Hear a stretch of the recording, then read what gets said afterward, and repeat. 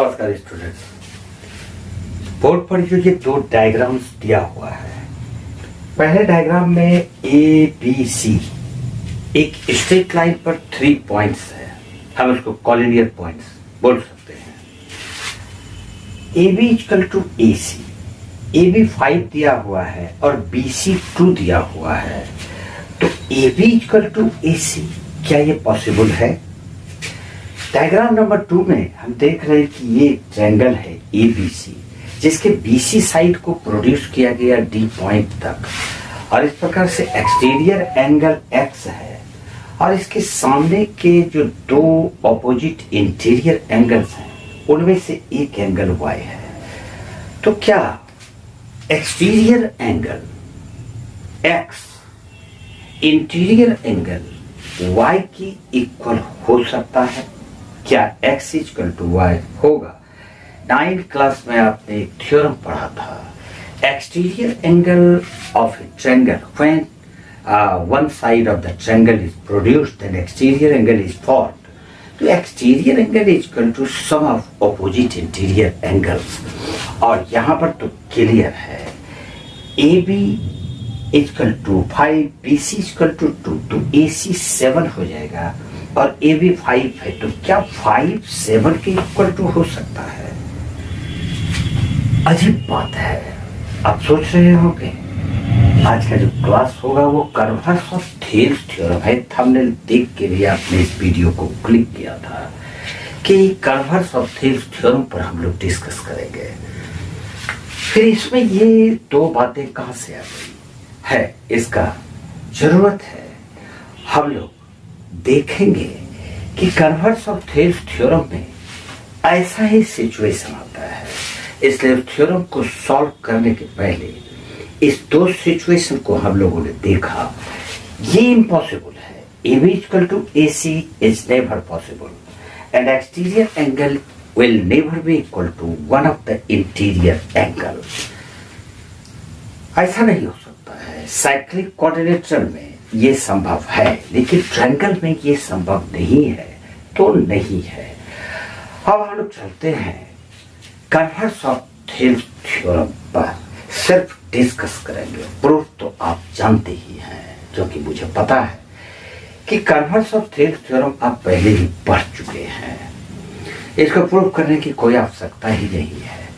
Discuss करते हैं हम लोग कि कर्व्स ऑफ थेल्स थ्योरम क्या है और इसमें क्या क्या कंडीशंस आ सकता है। चलिए कर्व्स ऑफ थेल्स थ्योरम पर चलते हैं, लेकिन उसके पहले ये दो बातों को आप ध्यान में रखोगे, क्योंकि इसकी आवश्यकता वहां पर हमको होगी। किसी भी ट्रायंगल के दो साइड्स पर कोई भी दो पॉइंट लिया जाए, अगर उस पॉइंट को ज्वाइन किया जाएगा तो एक लाइन सेगमेंट बनता है इस प्रकार से कि AD बाई DB, यानी कि जो दो सेगमेंट, जो दो पार्ट यहाँ पर बनेगा, ABC एक ट्रायंगल है जिसके AB साइड पर D और AC साइड पर E, ऐसा दो पॉइंट्स लिया और फिर DE को ज्वाइन कर दिया, तो AD by DB, this part divided by this part is equal to AE by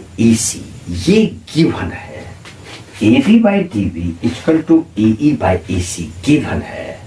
तो प्रूव करना है ये जो लाइन DE है ये BC के पैरेलल होगा। कई बार कंफ्यूज भी हो जाओगे कि अरे ये तो थेल्स थ्योरम में पढ़ा ही है, यही तो थेल्स थ्योरम है। नहीं, थेल्स थ्योरम इसका उल्टा है।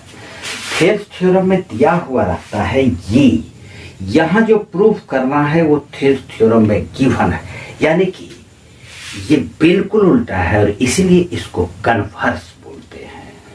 ये तो है क्वेश्चन हमारा। अब इसको प्रूव करने के लिए हम लोग एक लाइन D से इस प्रकार से खींच लिया जो कि BC के पैरेलल है। एक बार फिर मैं बतलाता हूं, देख के ही नहीं लगता है कि ये दोनों लाइन पैरेलल है, लेकिन हम मान लेते हैं कि BC और DF ये दोनों पैरेलल है। कंस्ट्रक्शन किया इस प्रकार से कि DF पैरेलल BC, अगर ये कंस्ट्रक्शन हम लोगों ने किया कि डी एफ पैरेलल बीसी, ये कंस्ट्रक्शन है बीसी। अब यहां पर देखिए थेव्स थ्योरम के मुताबिक अगर कोई ट्रायंगल में उसके दो साइड पर ऐसा दो पॉइंट हो और वो दोनों पॉइंट को ज्वाइन कर देने पे डी एफ बेस के पैरेलल हो जाए तो हम कहेंगे D A D by D B equal to A F by F C by Thales theorem. तो यहां पर हम लोग लिखते हैं by Thales theorem. Thales theorem के मुताबिक हम लिख सकते हैं चूंकि डी एफ पैरेलल बीसी है, डी एफ पैरेलल बीसी है, इसलिए हम लिखेंगे A D by D B. A D by D B is equal to, इधर से हो जाएगा A F by F C, A F by F C. हम लोग इसको इक्वेशन नंबर 1 मानते हैं, लेकिन गिवन है A D by D B, but यहां लिखेंगे but A D by D B is equal to A E by E C. तो यहां लिखते हैं ए ई बाई ई सी, ये इक्वेशन नंबर 2 है और ये गिवन है। हम इसको बोलेंगे ये गिवन है, इसलिए हमने ऐसा लिखा और ये थेल्स थ्योरम से हम जानते हैं, इसलिए हमने वैसा लिखा। अब यहां पर इक्वेशन 1 में A D by D B है, इक्वेशन 2 में A D by D B है, दोनों का लेफ्ट साइड इक्वल है तो राइट साइड इक्वल होगा ही। तो हम लिख देते हैं therefore A F by F C is equal to A E by E C from equation 1 and 2। अब दोनों तरफ ऐड कर देंगे 1, एडिंग 1, दोनों साइड, बोथ साइड 1 ऐड करने के बाद जब इसमें 1 ऐड करेंगे तो ये हो जाएगा A F by F C plus 1 is equal to A E by E C plus 1। अब यहां पर इसका हम लोग एलसीएम ले लेंगे इस तरह से, तो ये आ जाएगा एफ सी, इसका एलसीएम हो गया F C, A F plus F C, A F plus F C is equal to, इधर से इसका एलसीएम ई सी हो जाएगा ई सी और यहां आ जाएगा A E plus E C, A E plus E C, A F plus F C, A F plus F C, इसको हम ए सी लिखेंगे। तो ये हो गया ए सी बाय, यहां पर एफ सी है इज इक्वल टू, फिर ए E plus E C, A ई ये है और ई सी ये है, तो ए ई प्लस ई सी भी ए सी ही होगा, ए सी और बाय हो गया ई सी।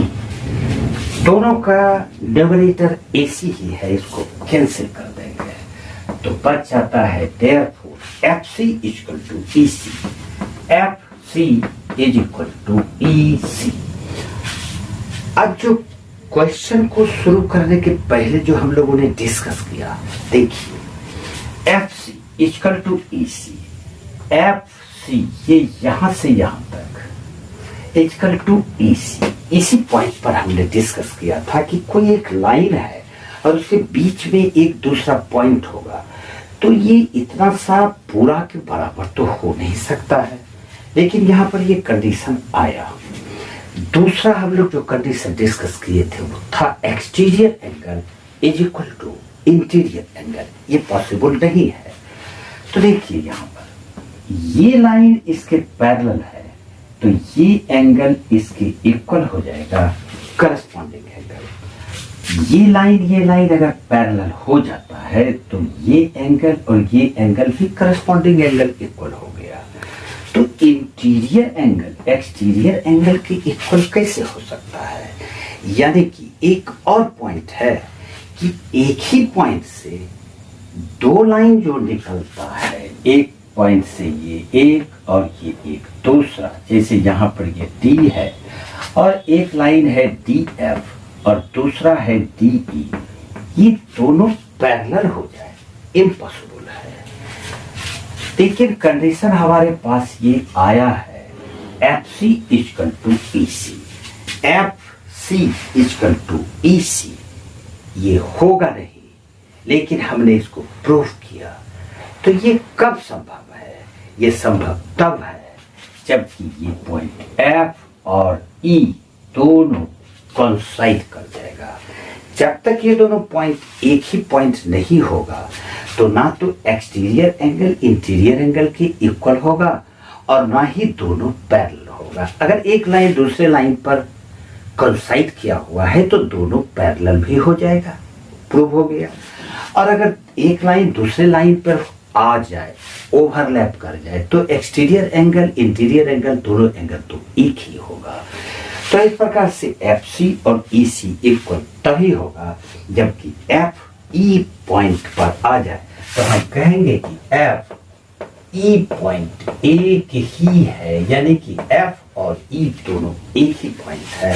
और जब एफ और ई दोनों एक ही पॉइंट है तो D E parallel B C के हो ही गया, क्योंकि डी एफ पैरेलल हमने माना था और एफ ई एक ही पॉइंट है, तो D F parallel B C यानी कि D E parallel B C, यही कन्वर्स ऑफ थ्योरम है। कॉन्ट्रडिक्शन से इसको प्रूव करेंगे, जो इम्पॉसिबल है उसी को हम लोग मान के चलेंगे और फाइनली ये प्रूव कर देंगे कि इम्पॉसिबल पॉसिबल नहीं हो सकता है।